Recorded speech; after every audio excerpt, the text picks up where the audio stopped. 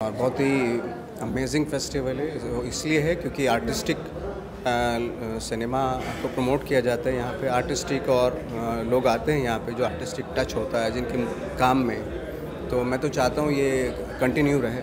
तो film festival की बात होती है, अभी ज़्यादातर यूथ जो है OTT प्लेटफॉर्म पे ज़्यादा प्रीफर करते हैं, आप उसके बारे में क्या बताना चाहेंगे? हाँ, तो उनको फिल्में वैसी नहीं दिखाई दोगे इसलिए जाते होंगे वहाँ पे, बट ऐसा कोई ज़रूरी नहीं है।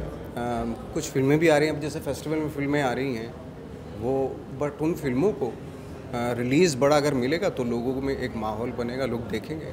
सर गोवा के लिए आप क्या मैसेज देंगे? गोवा तो हमेशा मैं तो फेवरेट जगह रही है गोवा, और गोवा के लोग हमेशा इतने प्यारे होते हैं, तो तभी लोगों को मन करता है यार कि गोवा में आके अच्छा हो जाता है लोगों का मन। तो मैं चाहता हूँ हमेशा दिन दुनी रात चौगनी तरक्की करे गोवा। आपकी कोई अच्छी मेमोरी गोवा की? बहुत सारी मेमोरीज हैं, बहुत सारी मेमोरीज हैं। Subscribe Prudent social media channel and press bell icon for latest notifications.